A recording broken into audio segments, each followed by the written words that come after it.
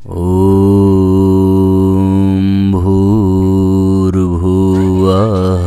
स्वः तत्सवितुर्वरेण्यं भर्गो देवस्य धीमहि धियो यो नः प्रचोदयात्।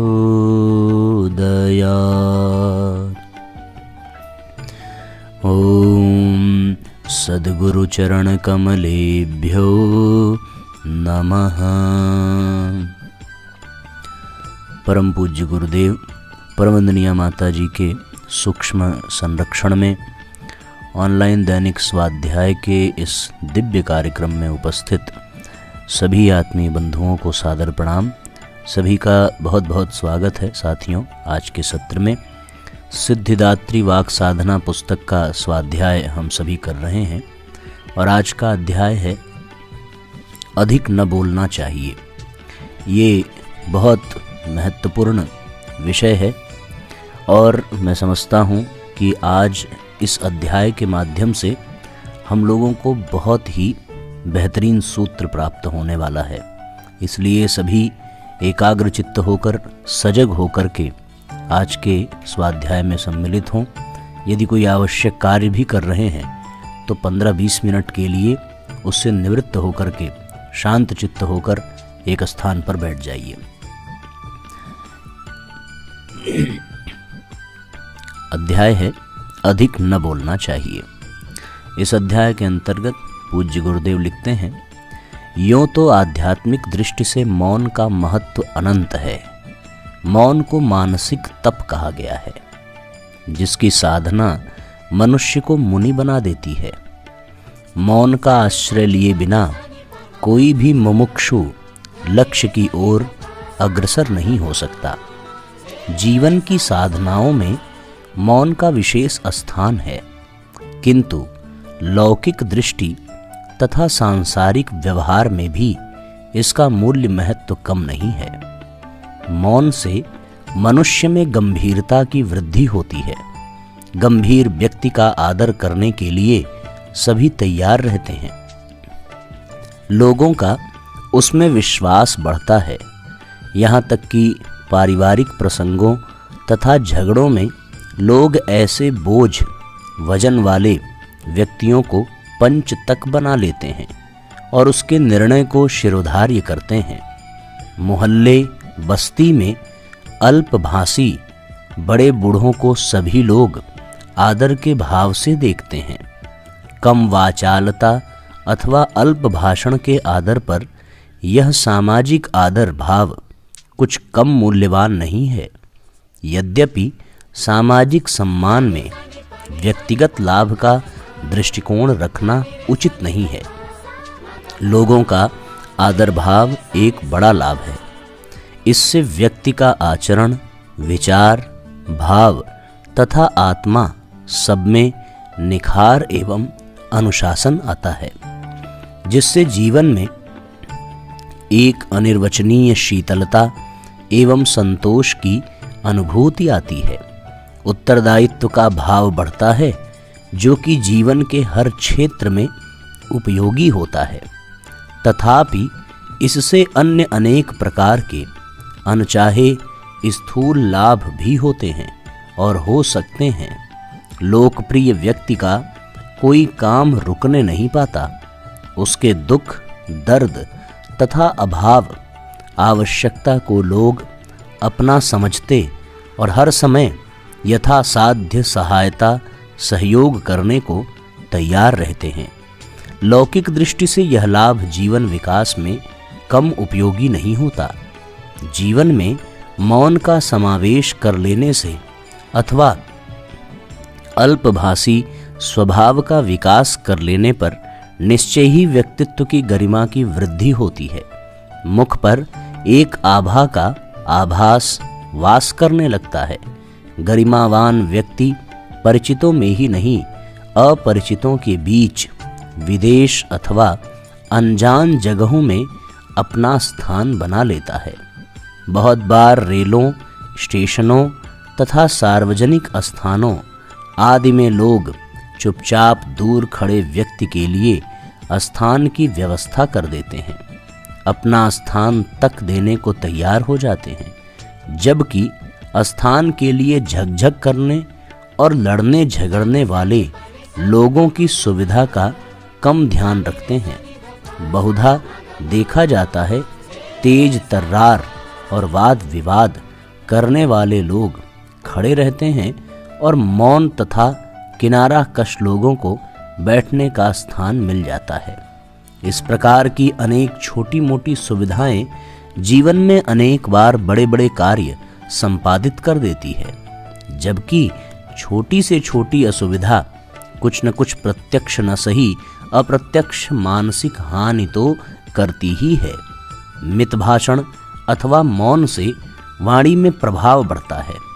इसमें आध्यात्मिक प्रभाव क्या और कितना आ जाता है, इस बात को छोड़कर यदि लौकिक प्रभाव पर विचार किया जाए तो एक मोटी सी बात तो यह होती है कि अनावश्यक वाणी का अपव्यय न करके आवश्यकता अनुसार समय पर बोला या बात की जाती है तो मौन द्वारा संचित शक्ति भी शब्दों के साथ बाहर निकलती है।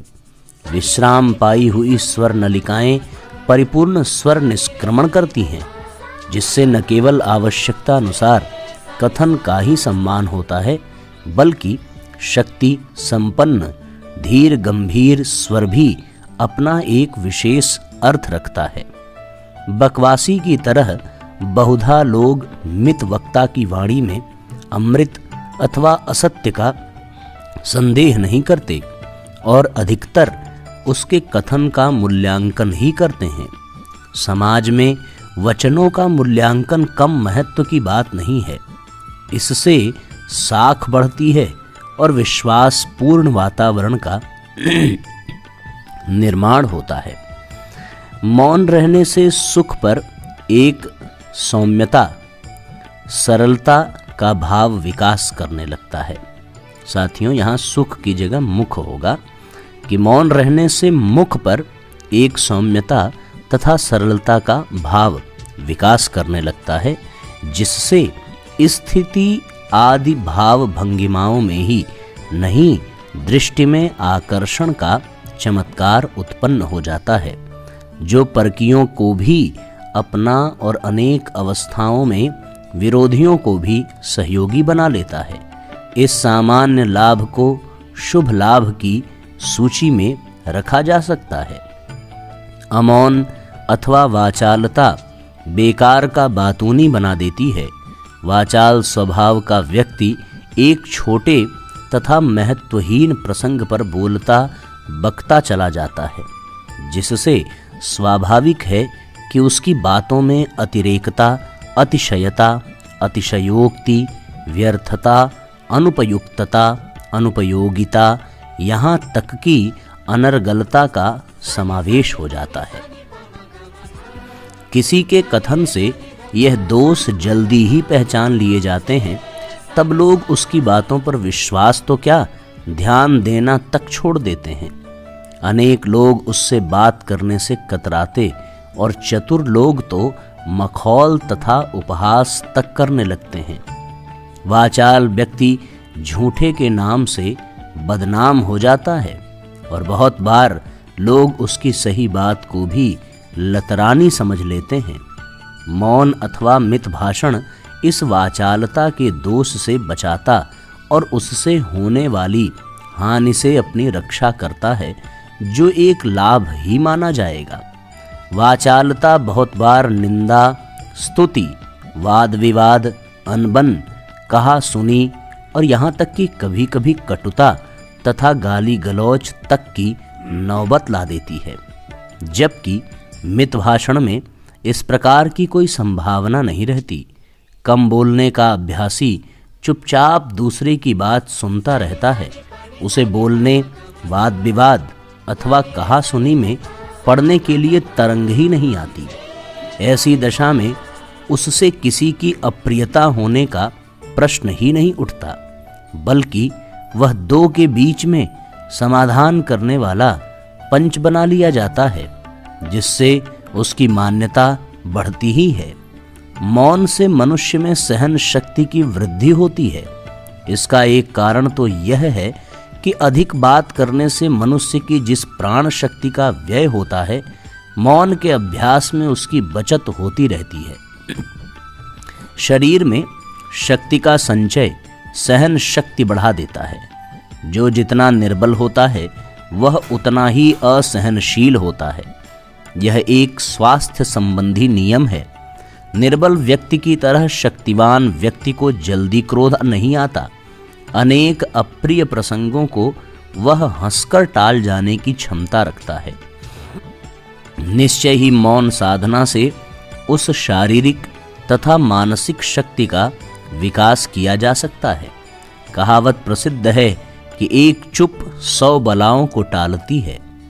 ये जहां किसी अप्रिय प्रसंग के समय मौन हो जाना संघर्ष टालने में सहायता करता है, वहां मौन का सामान्य अभ्यासी अपने मितभाषी अथवा मौन स्वभाव के कारण ऐसी परिस्थिति का प्रारंभ ही नहीं होने देता। बहुत बोलने और बात करने से एक छोटी सी बात भी तूल पकड़ जाती है। उत्तर प्रत्युत्तर से क्रोध बढ़ता है और बात सुलझाने के स्थान पर अधिक उलझ जाती है। अप्रिय प्रसंग के समय मौन रहने वाला पक्ष प्रायः जनमत को अपने पक्ष में कर लेता है। इस प्रकार मौन के आधार पर सहनशीलता आती है और सहनशीलता के आधार पर संघर्ष अथवा कलह के दुष्परिणामों से बच जाना लाभ का ही विषय है। गोपनीयता मौनता की विशेष देन है। वाचाल व्यक्ति न तो अपने रहस्यों अथवा मंतव्यों की रक्षा कर सकता है और न दूसरे के।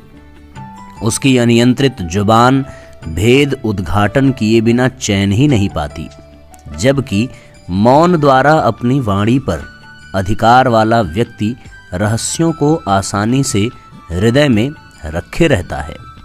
व्यवसाय, व्यापार तथा राजनीति के क्षेत्र में गोपनीयता का बहुत मूल्य है।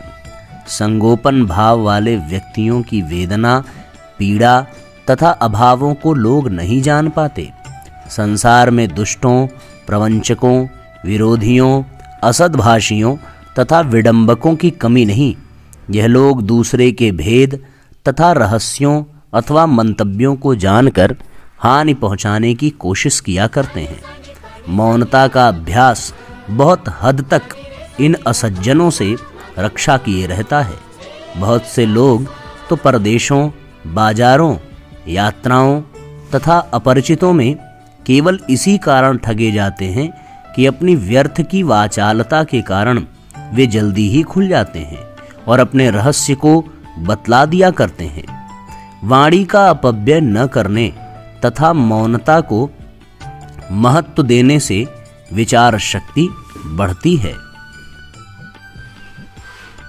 की बुद्धि अपेक्षाकृत अधिक स्थिर तथा संतुलित रहती है।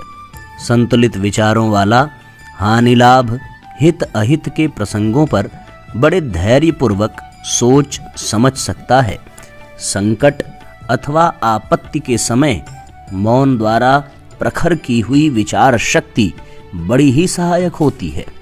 कभी देखा जा सकता है कि जब मनुष्य किसी प्रसंग पर सोचना चाहता है तब वह एकांत की तलाश करता है। न तो वह उस समय बोलता और न किसी से बात ही करता है। बोलना और विचार दोनों क्रियाएं एक साथ नहीं हो सकती।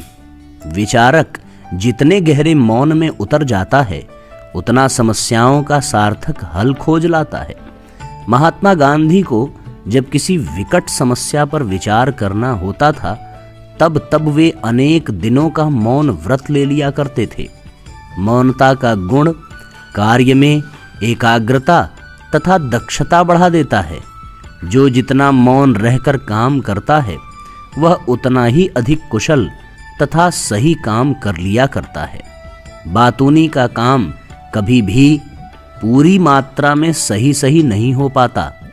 इस बात का एक बहुत बढ़िया उदाहरण महाभारत के संबंध में प्रसिद्ध है।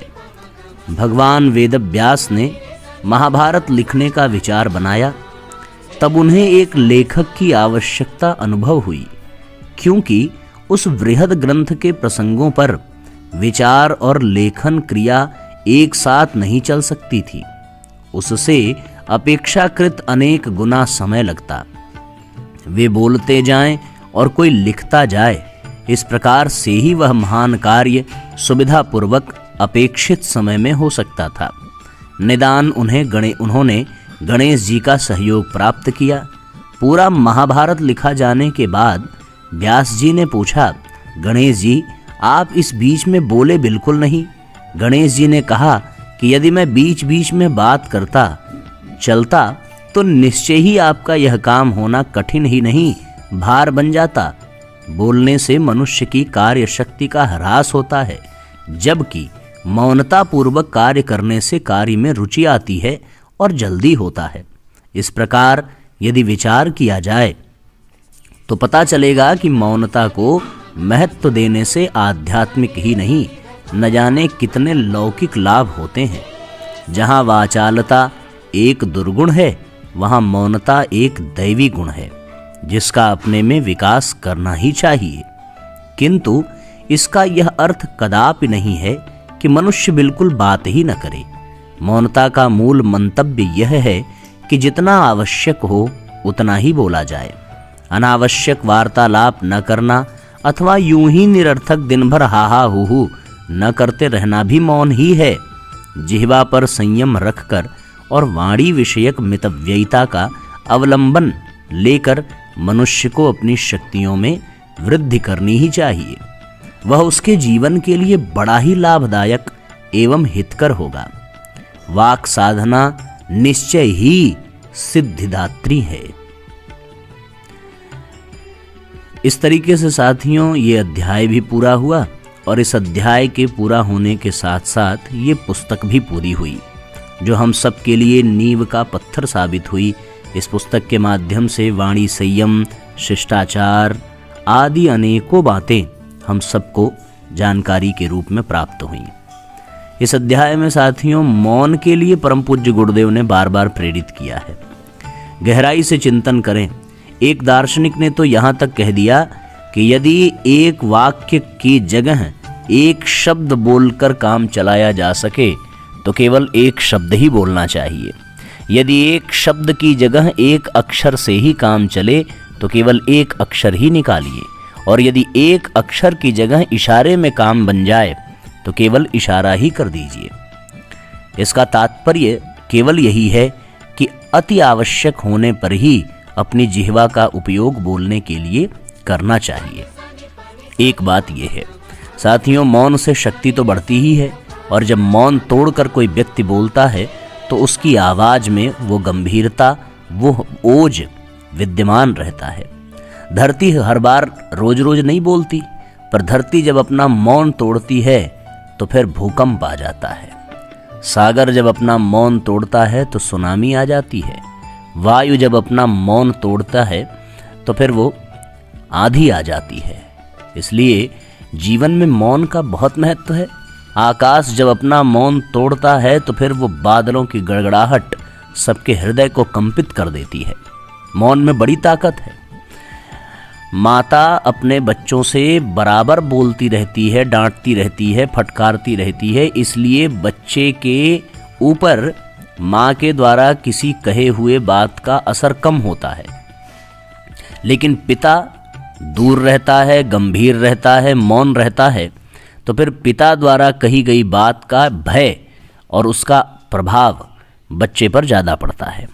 माताएं ममत्व के कारण उनसे लगी रहती हैं, लिपटी रहती हैं, लेकिन जब कोई गंभीर बात बच्चों को बतानी हो तो वो इस बात का भय दिखाती हैं कि यदि तुमने नहीं मानी तो फिर हम तुम्हारे पिताजी से बता देंगे। इस बात का भय बच्चों के जीवन में रहता है। उसका कारण क्या है? पिता का मौन रहना, पिता का कम बोलना, पिता का गंभीर रहना। जिस जीवन में ये गंभीरता, ये मौनता रहेगी, उस जीवन में निश्चित रूप से प्रभावशाली वाणी देखने को मिलेगी। इसलिए साथियों, वक्ता जो भी हो उसे मौन तो जरूर रहना चाहिए, पर यह केवल वक्ता के लिए ही नियम हो ऐसी बात नहीं है। हम सब भी अपने जीवन में इस विशेषता का लाभ प्राप्त करें और अपने जीवन में हम भी कुछ मौन व्रत का क्रम बना लें। आप सबको याद होगा, हम जब नवरात्रि आदि में कोई विशेष साधना का क्रम बनाते हैं तो उसमें मौन व्रत जरूर जोड़ते हैं। लेकिन कितना सुंदर हो कि यदि ये क्रम प्रतिदिन चल पड़े। हमारे स्वाध्याय में किरण जी जुड़ती हैं, उनका नियम भी ये बन गया है कि प्रतिदिन 5 बजे सुबह सोकर उठने से लेकर के 7 बजे तक, जब तक यज्ञ प्रारंभ न हो जाए या जब तक उनका 2 घंटा पूरा न हो जाए, तब तक कुछ भी हो जाए वो अपना मौन व्रत नहीं तोड़ती। इसी प्रकार हमें भी अपने वाणी को प्रभावशाली और संयमित बनाने के लिए कम से कम 2 घंटे का मौन व्रत रखना ही चाहिए। थोड़ी और छूट दें, यदि 2 घंटे संभव न हो तो 1 घंटे ही सही, लेकिन उस 1 घंटे में आप अपनी वाणी को विश्राम दीजिए। 1 घंटे में आप अपनी वाणी को रोक करके रखिए। जो लोग हमेशा हा हा हु हु खिसक्कड़ी पड़क्कई करते रहते हैं, उनके जीवन में उनकी वाणी का कोई प्रभाव नहीं होता। पर गंभीर रहने पर, शांत चित्त रहने पर, मौन रहने पर उनका व्यक्तित्व बहुत प्रभावशाली हो जाता है। इसलिए ऐसे अनेकों साधक हैं जो हमारे स्वाध्याय से भी जुड़े हैं। वे मौन व्रत का पालन करते हैं, प्रतिदिन करते हैं। कोई साप्ताहिक करता है तो कोई प्रतिदिन करता है। पहले हम लोगों ने एक क्रम चलाया था कि हर बृहस्पतिवार को या रविवार को 2 घंटे के मौन व्रत का अभ्यास करेंगे। आज इस अध्याय को पढ़ने के बाद आप अपने अंतरात्मा से पूछें, अपने अंतःकरण से पूछें कि क्या हमारी भी वाणी प्रभावशाली होनी चाहिए कि नहीं होनी चाहिए, क्या हमें भी मौन रखना चाहिए कि नहीं रखना चाहिए। आप जब अपने आप से पूछेंगे तो आपको ये उत्तर मिलेगा कि निश्चित रूप से हमें भी मौन रहने का अभ्यास करना चाहिए, हमें भी गंभीर बनना चाहिए। तो आइए, विलंब किस बात का। जब कोई शुभ संकल्प लेना हो तो रत्ती भर भी विलंब करना ही नहीं चाहिए। आज अभी इसी क्षण आप योजना बनाइए। सवेरे सोकर उठने से लेकर के रात सोने तक आपको कब ऐसा समय मिल सकता है जब आप 1 घंटे 2 घंटे मौन व्रत रह सकते हैं। कुछ लोग सवेरे नित्य क्रिया करते रहते हैं और मौन व्रत का अभ्यास पूरा कर लेते हैं। कुछ लोग रात्रि में सोने से 1 घंटे पूर्व मौन व्रत प्रारंभ करते हैं और 1-2 घंटे पूरा करने के बाद सोते हैं। कुछ लोगों को दोपहर में अकेले में रहने का समय मिल जाता है। ध्यान रहे, मौन व्रत में इशारे से बात करना भी मौन व्रत का उल्लंघन है। हूँ करना, हाँ करना, मोबाइल में चैटिंग करना, लिख करके कोई बात करना। मौन का मतलब केवल वाणी का चुप रहना नहीं है। मौन का मतलब मन का चुप रहना। मन तब चुप रहेगा जब वो किसी एक दिशा में लगा रहेगा। तो जब हम मौन व्रत करें उस समय हम कोई आध्यात्मिक चिंतन में अपने मन को लगाएं, अथवा किसी पुस्तक के स्वाध्याय में, अथवा किसी लेखन में। ये बड़ी गजब की बात है कि संगीतकार जब किसी संगीत की रचना करता है तो वो मौन होकर ही कर पाता है। लेखक जब कोई पुस्तक लिखता है तो वो बिना मौन रहे नहीं लिख सकता। विद्यार्थी जब किसी परीक्षा की तैयारी करता है तो वो मौन रहकर ही करता है। जब वो किसी परीक्षा हॉल में बैठकर अपने परीक्षा को देता है, वहाँ प्रश्नों का उत्तर लिखता है, और यदि वो मौन न रहे तो वो उस परीक्षा को दे ही नहीं सकता, उसको उत्तीर्ण कर ही नहीं सकता।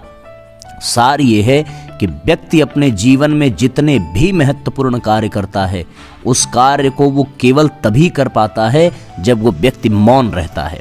और आध्यात्मिक यात्रा में प्रथम सीढ़ी है मौन व्रत का अभ्यास करना। जिसे मौन रहना आ गया, जिसे चुप रहना आ गया, बोलना आसान है पर चुप रहना जिसको आ गया, उससे बड़ा कोई साधना हो नहीं सकती। साथियों, परम पूज्य गुरुदेव ने एक जगह लिखा है कि किसी भी प्रश्न का उत्तर मौन से अच्छा नहीं हो सकता। और सबसे बड़ी बात है कि मौन भी अपने आप में एक भाषा है, मौन भी अपने आप में एक बात है, एक तरीका है। आदमी जितना बोल करके नहीं व्यक्त कर सकता, उससे कहीं अधिक वो मौन रह करके व्यक्त कर सकता है। उसकी आंखों में वो शब्द की निर्झरणी बहती रहेगी। मौन भी एक प्रकार की बहुत अच्छी भाषा है। किसी भी समस्या को, किसी भी झगड़े को, किसी भी झंझट को आप बोल करके कभी नहीं सुलझा सकते। आपको सुलझाने के लिए मौन रहना ही पड़ेगा। इसलिए हम अपने जीवन में मौन का अभ्यास करें। दुनिया का कोई बहस, कोई ताकत, कोई झगड़ा शांत तभी होता है जब व्यक्ति मौन रहने का अभ्यास करता है। या तो वो वहाँ से हट जाता है या वहीं चुप बैठ जाता है। इसलिए मौन के लिए हमें संकल्प करना चाहिए, ठीक है ना।